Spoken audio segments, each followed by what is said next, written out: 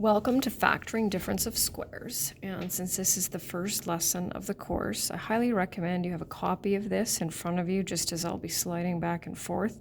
I found the zoom in version works a lot better as students are able to read it. So we'll get started. So this is a review from Foundations in Pre-Calculus 10, just your basic factoring difference of squares. So first of all, we'll take a look at the criteria for a difference of squares. First thing we need to do is talk about the number of terms. So there are two examples of difference of squares. How many terms do we have? We have two. And both of them must be perfect squares. And so what that means is we can take the square root of each term.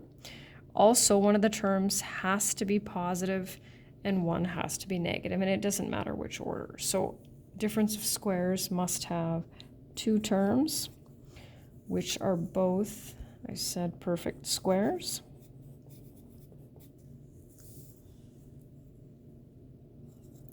One term has to be positive and one must be negative. So underneath that, there's a list of the perfect squares, the natural numbers for perfect squares from 1 to 196, which is 14 squared. And then when it comes to variables, we need to have even exponents. So the square root of x squared would be x, because x times x is x squared. Square root of x to the sixth would be x cubed, because x cubed times x cubed is x to the sixth. So when we recognize it as a difference of squares, we have this quadratic term here and this constant. We need to make sure that we don't have a linear term when we multiply them together. And the way that we do that is we have two sets of brackets. We take the square root of the first term, the square root of the second term, one positive and one negative. And that way, when we multiply our insides and our outsides, we get 3m minus 3m, which gives us 0 m's. And because when we factor, we need to make sure that this times this gives us that. So moving over. So we have two terms. Both are perfect squares. One's positive and one's negative. So 2a minus 3b. And it doesn't matter which one you put first, as in the negative or the positive sign. 2a plus b. And then going up here. So what I recommend is, because we don't want to start terms with negatives, so what I recommend is you can either rewrite it or I mentally move it over there. So it would read 25n squared minus 49m squared. And so I would factor that as, sorry, let me get rid of that.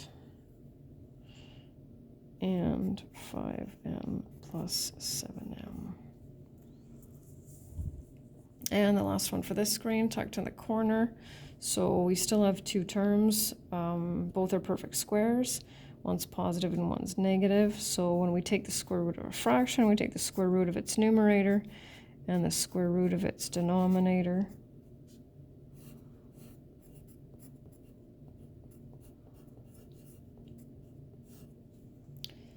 And that's it. So now, once again, back to Foundations and Pre-Calculus 10. That's blending of the greatest common factor with the difference of squares.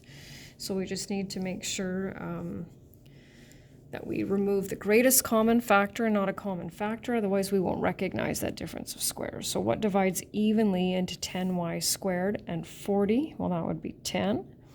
So then we take 10y squared divided by 10, y squared minus 4. And when we look at what's left in brackets, it's also a difference of squares. So we bring down that greatest common factor and factor it as a difference of squares. So it's a two-step process. Greatest common factor here is 5. And so when both of our terms contain the same variable, we need to look at what they have in common.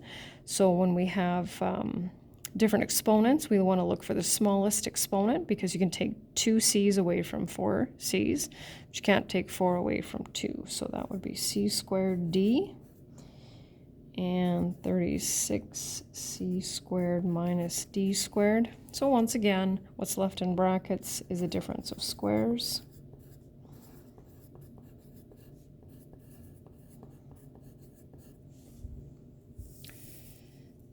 And the only thing they have in common here is the m, so we'll take that out. And once again, it's a difference of squares, so square root 3n to the 7.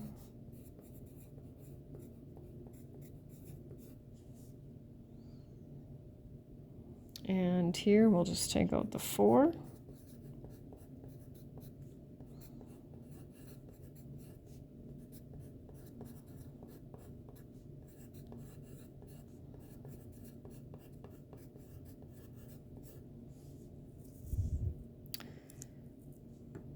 And that's the end.